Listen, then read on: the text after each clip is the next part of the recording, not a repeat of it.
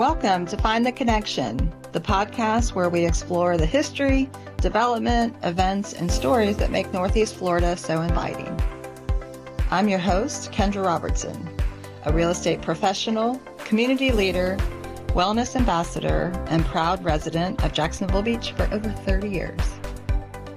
In each episode, we'll dive into the stories of the people that are making a difference, both at a local level and nationally.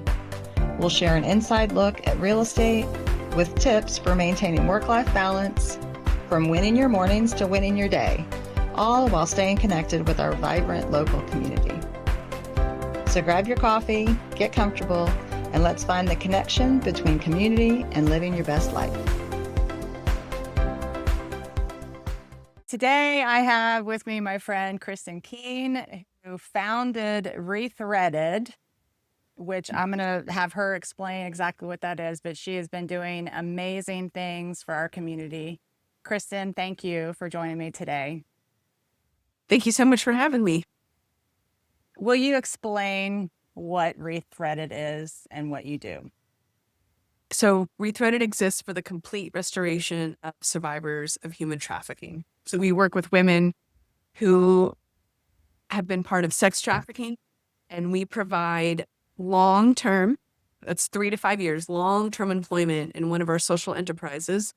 And while women are employed, there's given access to wraparound services. So that means very intensive career development training, care management, which means you have a social worker, a master's level social worker walking you through whatever you need to do to rebuild your life, and then access to mental health resources, group therapy, and one-on-one counseling. So all of that is included in employment at Rethreaded. So what makes us really unique is the time piece. It's 3 to 5 years. So that we give women the gift of time to heal, right? And rebuild their life and take back their life from the trauma that stole it. And how do you find the candidates that you're helping? Are they somewhere else first? So 100% of our women are U.S. citizens, and 98% of them were trafficked right here in Northeast Florida. And so we partner with a lot of different organizations, a lot of rehab facilities, Gateway. Villages of Hope is a home for women coming out of human trafficking. We partner with them. So we're stage 2 of healing. So you have to be sober and have some kind of stability in your life to come to Rethreaded. You can't be in active addiction and work at Rethreaded. We're an active warehouse. Most everyone's in recovery. Human trafficking and addiction are tied hand in hand. We have a monthly outreach. Every month we have a homemade dinner where women who are interested in working at Rethreaded come, and then we bring in different service providers.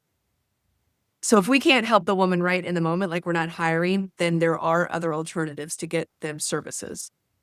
So in the past 3 months, we've had over 60 women at Rethreaded. Oh, I know. And you're creating jobs for them? I remember being at one of your events and you had brought on the toffee company, and you were like, it created more jobs. Yes. So we run social enterprises. So we run a food manufacturing enterprise, which is the toffee, which is the candy. And we did purchase that. We purchased that during COVID. And now it's our best seller now is our toffee. We run a production facility where we upcycle T-shirts and leather airline seats into new products. And then we have a retail center. So those of our main income generating businesses. And then within the company, women can work in the production facility, in retail. They can work in operations where we're on 32,000 square feet. So women can be trained in warehouse management, logistics. They take care of all their cars. They get forklift certified. And then as women heal and they get to know better who they are, they can move up in different parts of the company. So some women move up, like in production. Our assistant manager and our lead are both graduates of the program. Women can go into marketing. They can go into biz dev. We have women in finance department. So wherever a woman is naturally gifted and is interested in building her career, we try to find that for her at Rethreaded. And do a lot of the women that you've supported, do they stay with you? Do they move on to other jobs? Are they? Some women stay with us. So about right now we have 3 women that are graduates of the program stayed on as permanent employees. And that's good, right? That's good. That's their next step. And then a lot of women will leave Rethreaded and go on to do different things. Like we have 2 women that are directors of business development at drug rehab facilities, office managers, assistant restaurant manager. Oh, another one's working in a warehouse. So different career paths. Now, I've been at several of your events and I'm not really sure. I know there's a cocktail napkin story somewhere. Like, started this after writing a note on a cocktail napkin, correct? Yeah. I came back from India. Like I lived in India for almost 6 years. Me and my friends started a company there. And I knew that I was going to leave India. It was about 5.5 years. I knew I was going to leave India. So me and the 2 women that I was running the company with in India, we were sitting on the veranda that overlooked the red light district where we served the women there. And I was like, I know I'm going to go back to the States and start something for women there. I didn't know what it was going to look like yet. But then as the idea started to form, I would write down the idea on a napkin to whomever would listen to me. So it was the napkin idea that now turned into this thing that's almost 16 years old now and served over 100 women. So that's my entrepreneurial heart, right? This is what we're going to do. This is how we're going to do it. This is what's going to happen. And it did. So, what took you to India to begin with? You can usually tell what a founder struggles with by what they found. So I had some experiences around sex that wasn't great in my middle school and high school. And I was like, I never want another woman to feel like this. So in college, I became a Christian and God said, whatever you think is your greatest shame, I'm going to use it to change the world. Having no idea what that meant. Because I was like 20 or 21 then. And at 20 or 21, I just wanted to be married by 23 and 3 kids by 30 and a stay-at-home mom. And none of that has happened. So instead, I knew that I wanted women to know their worth and their value. And so I graduated college, got my degree in nutrition, got my license in nutrition. I was like, this is not what I want to do. Took an unpaid internship in campus ministry at UCF, so where some of my trauma happened. And I was there for 2 years. And long story short, I ended up going to Calcutta on a 4-month trip. We were discipled about God's heart for the poor. And my world was totally rocked during that time. And then I came back on staff for the next 5 years, where me and my friends started a business for women to leave human trafficking in India. Wow. Yeah. Something about traveling outside of the States, it's an eye-opener, isn't it? Oh my gosh, it changed everything. My little safe world, right, was just blown wide open. My idea of God was blown wide. It challenged everything. And that faith definitely helps in what you're doing, but you also just wrote a book on finding your North Star, which kind of coincides with that a little bit, right? Yeah. I've been doing this for 15. I've been doing this my whole career, right? So now it's over 20 years now. I've been working with women coming out of hard things, and you can't help but to be on your own journey of healing as you're walking next to women healing out of these really hard things. And I was really challenged a couple years ago, 3 or 4 years ago, when I went on a sabbatical and I was leaving, right? I was leaving Rethreaded to let the director of operations move into the COO role and give him more space and me to lose more control of the company. And I went on a sabbatical, and it was one of the scariest things I've ever done, because I was going to be suddenly alone in the woods by myself. No one would know about Rethreaded. No one cared about Rethreaded. And I was like, who am I? How am I going to be important? How am I going to be relevant now that I don't have this thing defining me anymore? So it started off this kind of journey about what does healing look like? What does purpose look like? It led us to developing what we're calling the Rethreaded process. And yeah, it's been rocking my world. So I wrote a book about it. So I wrote a book on purpose and what it is and what it isn't, and how do you put words to your purpose, and what is it like to live your purpose out in the world. It's amazing. I know we're friends and we get together and talk about making our year the best year yet, that kind of thing. But to have that personal growth, like you said, alongside what you're doing with Rethreaded. Yeah, I think Go ahead. I think when I gave up alcohol and I wasn't numbing my feelings, ignoring my feelings, that really rocked my world in the sense of, Yes. oh, this is what it feels like to feel. Yes. And do with my stuff. Yeah, because I don't drink much anymore either, but I use busyness a lot as my greatest avoider. I just get really busy because I like to be busy, right? I'm wired that way. But yeah, busyness was how I avoided really dealing with stuff. And at Rethreaded, 100% of our women come out of severe complex trauma.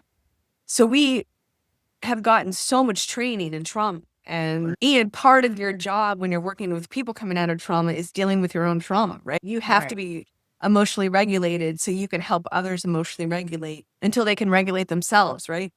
So that's been a journey inward to my own trauma, my own stuff. I've learned so much stuff. So it's emotionally charged work. How did you have to take a sabbatical because you had to step away from that? Like, how do you deal with such heavy things and keep going? I always compare it to India. India was way harder. When we did the work in India, we were much younger. There was 10,000 women in the red light district, right? 30% underage. So that's 3,000 girls. And we were frontline. So my main job was to be out in the brothels, sitting with women and front lines to all kinds of trauma and feeling like absolutely, utterly hopeless. It was 6 of us and 10,000 women, right? And in my work here at Rethreaded, it's much different. It is, we're working with women who are out, they're free, they're motivated to be on the other side of it. So the sabbatical came from 10 and a half years of pouring every ounce of my being into getting Rethreaded off the ground. Some hard stuff happened, but it's a different kind of hard. It's more where you see a woman relapse or leave or have a setback and you can see the potential inside her and you deeply care about her. And it's like watching someone you deeply care about struggle. But the sabbatical came more about because I was really tired. I probably in an unhealthy way. Like 1 year, I didn't even buy Christmas presents for any of my family members. I was like, you're getting nothing. I'm so sorry. Sounded like your major burnout. It was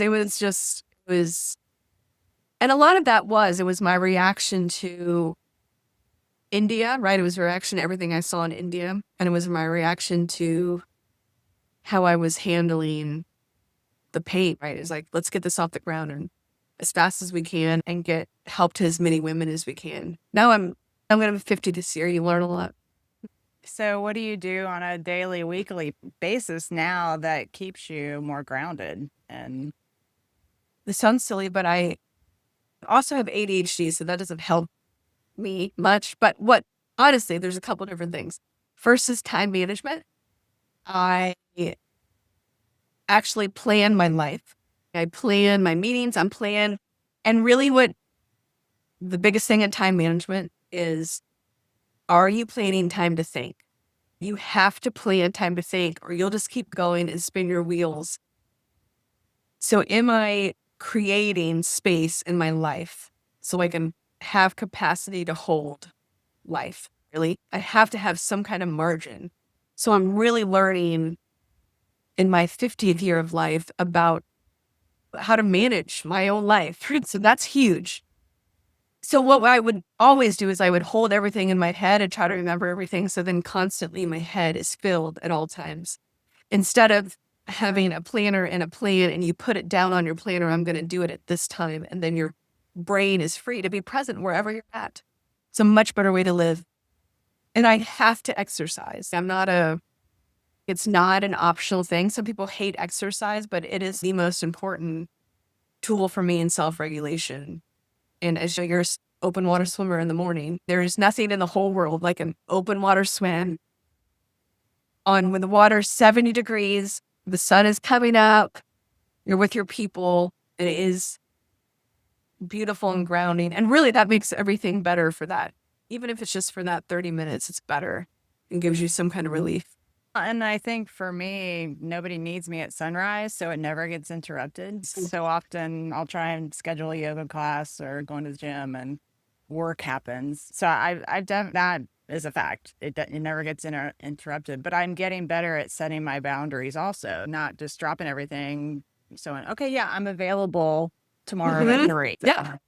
And really, yeah, because then you can say, yeah, I'm not available now, but I am available here, and live life, try to live it slower. I'm not that great at it yet, but it is so much better than I was. I've also been going to mindfulness coaching for about 6 years now.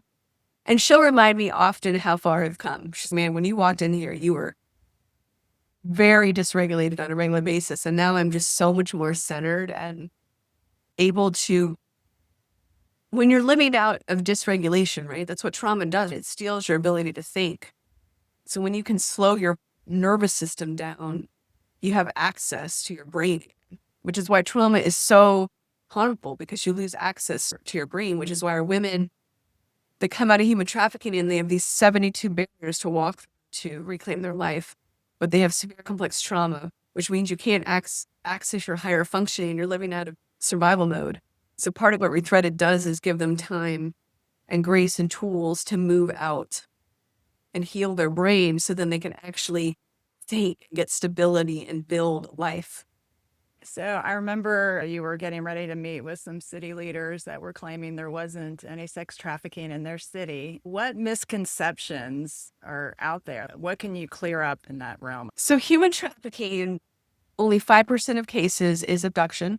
The other 95% is a person has a vulnerability and someone exploits that vulnerability to make profit. It happens here in Northeast Florida. It happens to U.S. citizens. Some stats behind it is 75 to 95% of women who end up in the commercial sex trade industry, so that's prostitution, human trafficking, strip clubs, pornography, have been victims of sexual abuse in their life. So that's 3 out of 4 women in this adult entertainment industry have been sexually abused as a child, right? So everyone talks about this, the idea of choice, right? But when you're sexually molested as a child, if you don't have access to help and healing and support, it steals your choice when you get older, right? So I'll give you some stats about Jacksonville. We work with Hadassah's Hope, and they have technology, right? So the technology can go onto the websites where sex is being sold. That's where a majority of the transactions happen. And within a 50-mile radius of Jacksonville, this technology goes on site, and you can tell it, look for women over the age of 18 selling sex.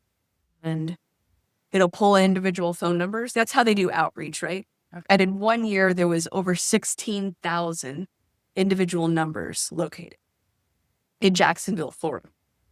Another organization we're working with, the Epic Project, they work on demand reduction, also uses technology. And they put up a fake ad during a normal week in Jacksonville, and they don't promote the ad. So it'll go to the top of 500 ads and it'll stay at the top for maybe 2 to 3 hours. On a regular day, during a regular week, in the first couple hours, they had 132 purchase attempts. Wow. They did the same ad during a major sporting events, and it went up to 267. I know. I've been doing this work a long time, and this is the first time that we're really seeing these numbers, and it is astounding. So it is happening way more than we think it is in our city, right? No one talks about it, though. Oh. So those are some of the misconceptions. And another, and a lot of people don't know that the link between human trafficking and drug addiction. So they passed a law in Florida in the past couple of years that if you use drugs to control a woman at all, it's human trafficking. So a lot of women they'll fall into addiction, and then they'll meet the wrong person who then controls them and says, I'll feed you drugs if you go do this, and just gets them deeper and deeper into addiction. And that is trafficking. And 45% of all human trafficking is familial, which means the family member is trafficking you. Mom, dad, brother, sister, uncle. I know. It sounds like you collaborate with a lot of different groups. I mean, who are your biggest supporters or who are your biggest collaborators? When a woman comes out of the life, there's 72 barriers, and statistically 80% will go back if they don't have access to a new community, a new job. So for a woman to navigate those barriers, we have over 300 partners, right? Everything from diapers to teaching women about their cars to thrift stores who donate clothes for Dress for Success program, like over 300 different partners. We work really closely with Gateway Recovery. That's one of our main referral sources, that a lot of our women come from Gateway. It's a free drug rehab center in our city. And for 3 days, the government cut off funding to drug rehab facilities. And that would be devastating for our city. Gateway just so much work. It keeps our city.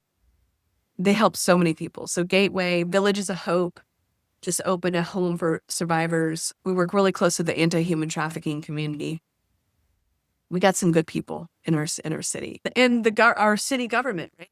We've been working with them on creating a citywide human trafficking disruption plan, and they're all in, right?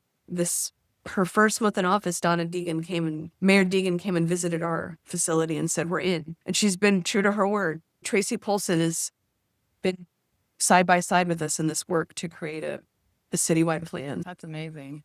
So what's the future growth? When you're setting your goals for Rethreaded, what are you looking ahead to do? So we're launching, I'm going to get a product. So secondary to starting Rethreaded, this has probably been the most excited I've been about launching something. We're launching what is called Rethreaded Memories. And what we're doing is, it's a new social enterprise under Rethreaded. About 10 years ago, my friends from high school, the Hill sisters, I've known them since 7th grade, right? Their father had passed away, and they sent all their father's t-shirts in. So without them knowing, we sent them 3 gray scarves made out of their father's clothing as a surprise, just as thank you. And it meant everything, right? And me and Jason my COO was like, we were like, this would make an amazing company, but we weren't ready. But now fast forward almost 10 years later, we're really good at helping people navigate really hard things. We're really good at sewing now, and we have the infrastructure to support this. So we've created a keepsake company where people send in their loved ones' clothing, and we make different keepsake objects out of it. So then you can remember the legacy of your loved one, and you can create the chance for a survivor of human trafficking to create her own legacy. So we have 4 different objects, but this is the first. It's our teddy bear. Oh my gosh. Yeah, and you can make it, so every piece, there's 21 different pieces. So we just made one for a woman who lost her son at the age of 31. And he wore the sweater all the time. So all the bellies, she had 3 bears made. All the bellies were her son's favorite sweater. He wore Nike all the time. So we put Nike in the ear, and you can have it embroidered. And we have lots of other really amazing keepsake products because we really want to help people navigate life changes.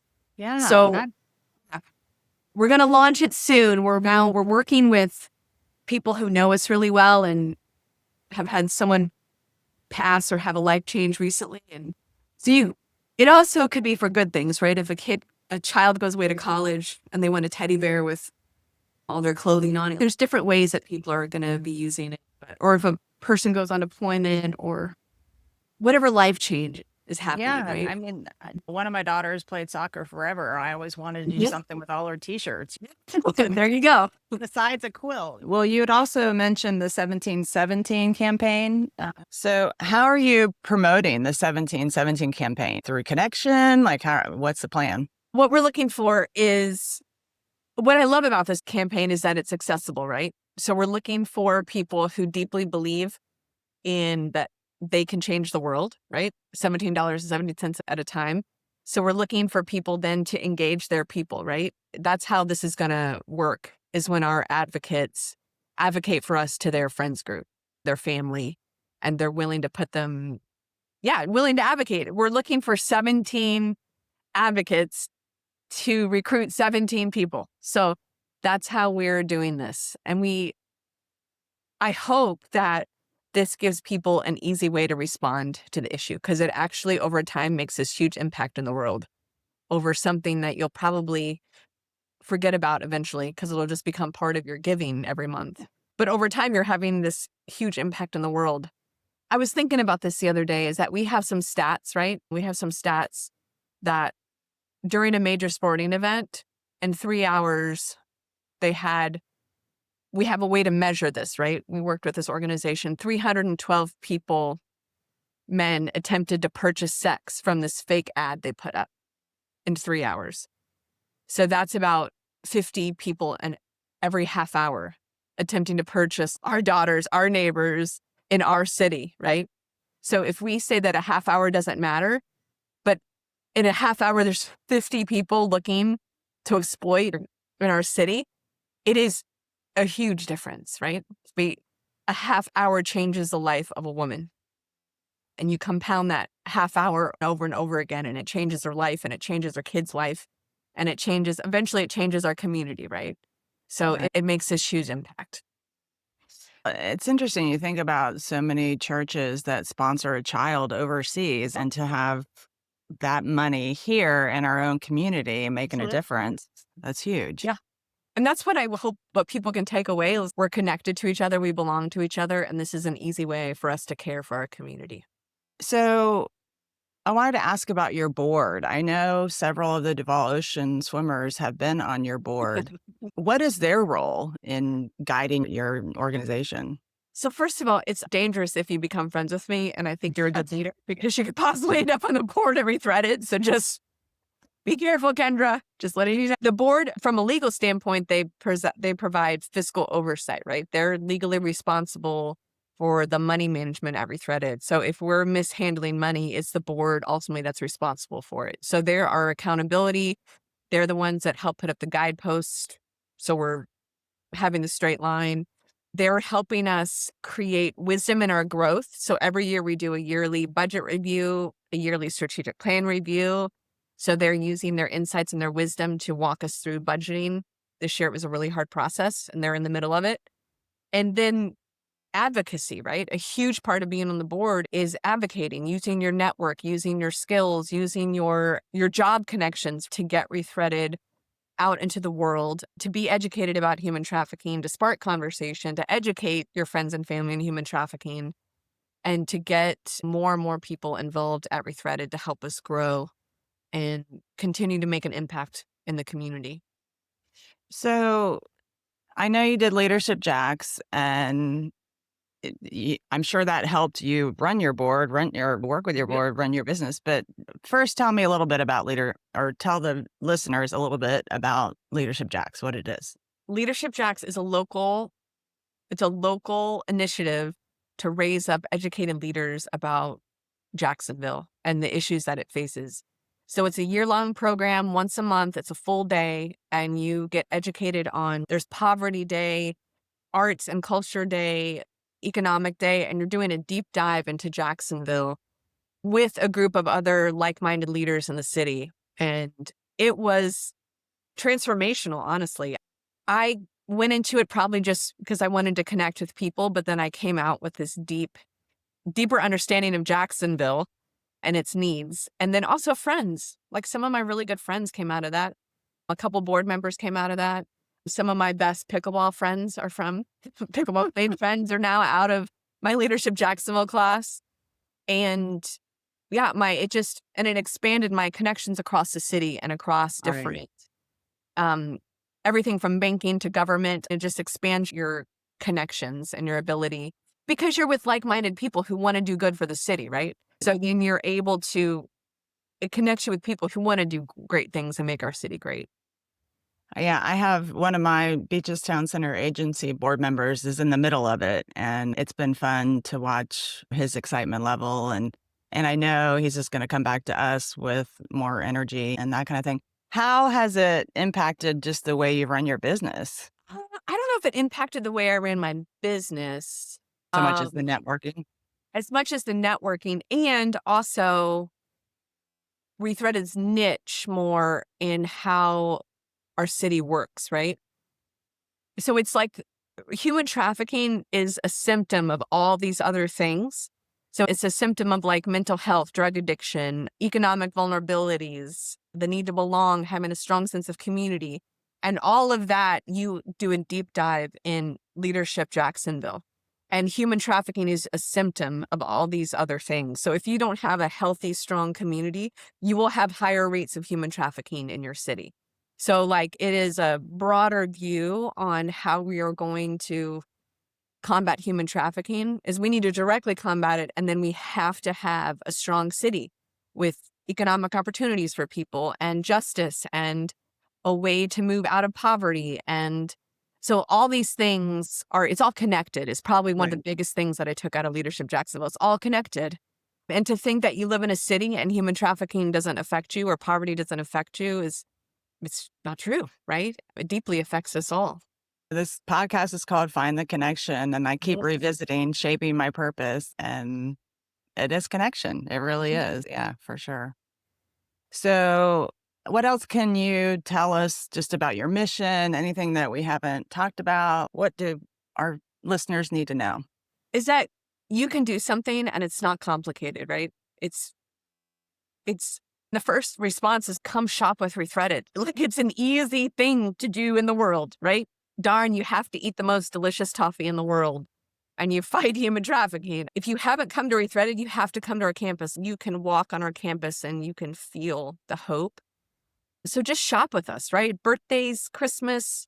If you have a business and you do any kind of gifting for your clients, like just buy your gifts from Rethreaded. And it's not a complicated thing. You have to be intentional, right? It's an intentional choice to where you shop. And then we ask you to join the 1717 campaign, right? $17.17. It's literally a meal a month. And it gives a woman the space and the time to heal and reclaim her life. And when that happens, we all get better. I'm just so impressed, Kristin, just with all that you've done. And it's been so nice to get to know you and have a friendship with you over the years. And nice to hear more of what you're doing specifically. So thank you. Thank you for joining me today. Thank you, Kendra. Thanks for listening to Find the Connection. I hope today's episode gave you some helpful insights and inspired you to get involved in your community. If you enjoyed the show, please subscribe and leave a review. It helps others find us.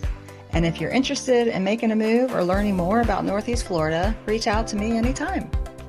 Let's keep finding the connection together. Until next time, stay connected and keep thriving.